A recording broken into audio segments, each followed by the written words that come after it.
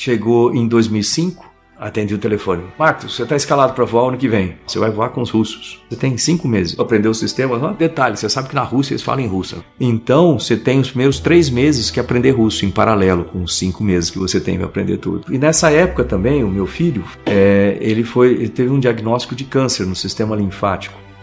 Chamam de linfoma. Foi uma época difícil, eu tinha o maior desafio da minha vida, profissionalmente e pessoal. E você vai ter que enfrentar isso aí.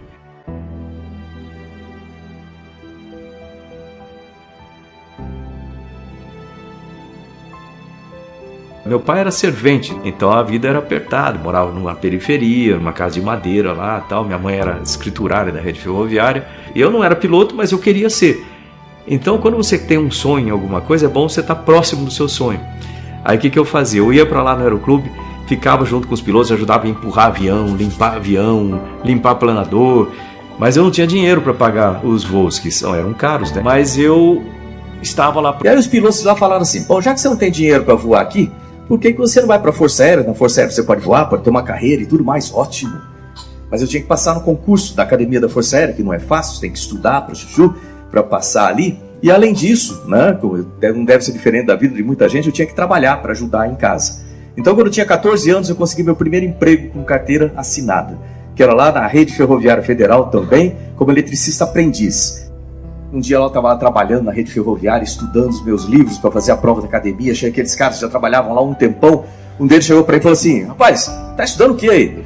Tá sempre com esses livros assim? O que você quer fazer? Eu falei, não, eu quero ser piloto. Você ser piloto? Cai na real, rapaz, você é culpa filho de rico. Você nunca vai conseguir, você vai ficar frustrado. Aquele negócio ficou marcado assim, né? Eu cheguei em casa aquele dia, tava chateado pra caramba. Aí minha mãe chegou do trabalho. Minha mãe era italiana, tinha os olhos azuis assim, né? Ela era brava pra chuchu. Eu lembro dela muito enérgica com tudo. Aí ela olhou bem pra mim e falou assim, o que foi? Eu falei, não foi nada não, fala ó, o que foi? Aí eu falei, não, é que eu tava lá na oficina, falei pro pessoal que eu quero ser piloto. Eles falaram pra mim que é impossível, isso é só pra filho de rico. Eu acho que eles têm razão, como é que eu vou passar no cursinho? Como é que eu vou passar no vestibular? Não tô fazendo cursinho, nada disso, né? Aí ela parou bem, olhou pra mim aqui e falou assim, ó, presta atenção. Eles têm a vida deles, eles fazem o que eles quiserem com a vida deles. Você tem a sua vida. Eu te digo mais, você pode ser o que você quiser na vida, desde que você estude, trabalhe, persista e sempre faça mais do que esperam de você. Eu acreditei nela, fiz a prova da Academia da Força Aérea lá em Pirassununga, passei, e passei em segundo lugar no país. O que importa, na verdade, não é se você tem o melhor cursinho, se você fez, não importa se você quer realmente fazer a coisa e quanto você se dedica para aquilo. Fui ser piloto primeiro, aí fui para Natal, no Rio Grande do Norte, para fazer curso de aviação de caça. Transferido para Santa Maria, no Rio Grande do Sul, já como piloto operacional. Lá eu fiz outros cursos. Tá reparando como estou falando curso um monte de vezes? Então, para aqueles jovens aí que têm um sonho grande na frente, lembre o seguinte, a educação, ela abre o seu caminho para o seu sonho. Ninguém consegue chegar lá sem saber de alguma coisa. Você precisa ter qualificação.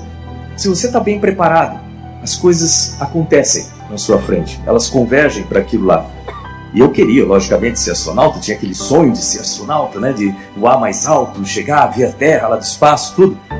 Mas eu nunca me iludia pelo fato de que o Brasil não tinha nenhum astronauta. O programa espacial não tinha absolutamente nenhuma ideia de astronauta.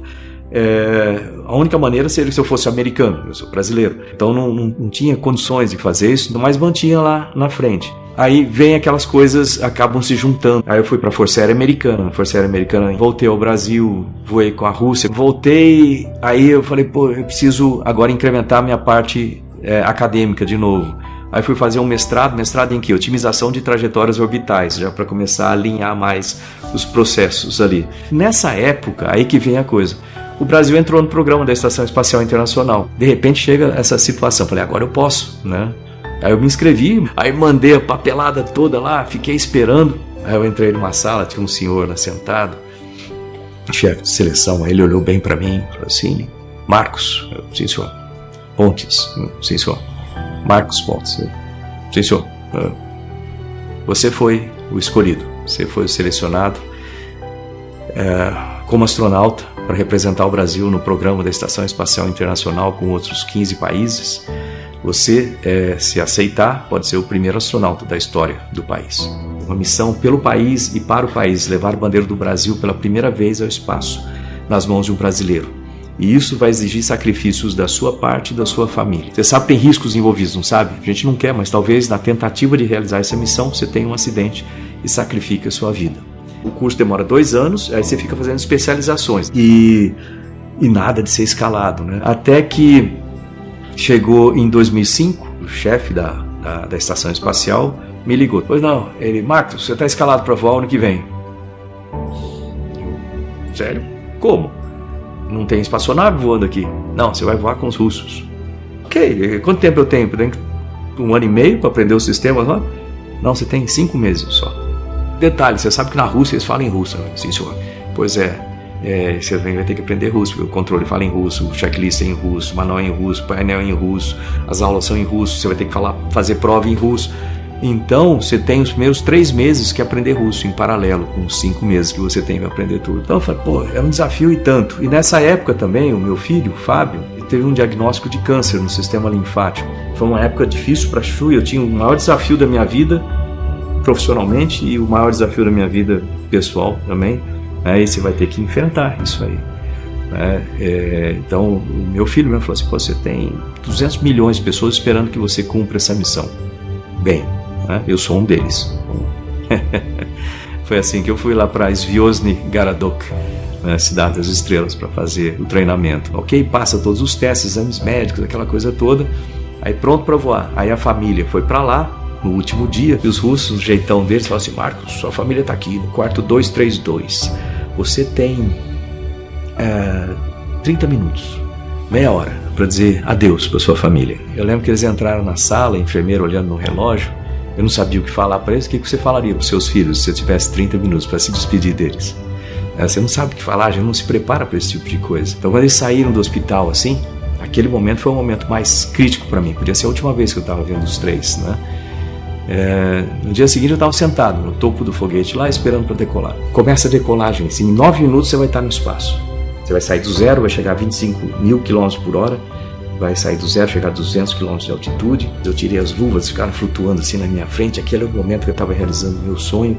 Assim, eu cheguei aqui e para mim era aquele momento ali. Aí eu olhei na janelinha, vi aquele planeta azul lindo assim.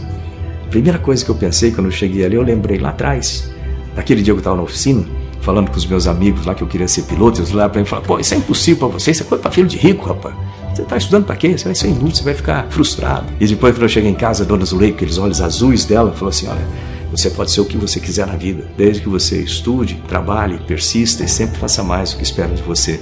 Infelizmente, ela não pôde ver aquilo com os olhos azuis dela, porque ela faleceu em 2002, o voo foi em 2006. Eu tenho certeza que de algum lugar ela pôde ver aquilo lá. E para mim, compartilhar com ela aquele momento foi importante, porque na vida você sofre tanto para realizar alguma coisa, e quando a gente chega, a gente sempre lembra de tudo que aconteceu de errado, das pessoas que tentaram puxar o nosso tapete, eles aparecem de dúzias, né? E geralmente a gente esquece as pessoas que ajudaram a gente a chegar lá. Às vezes é uma mãe, um pai, muitas vezes vai ser um professor, uma professora, e é bom você compartilhar com eles aquele momentinho de felicidade, porque aquele momento vai ser para sempre.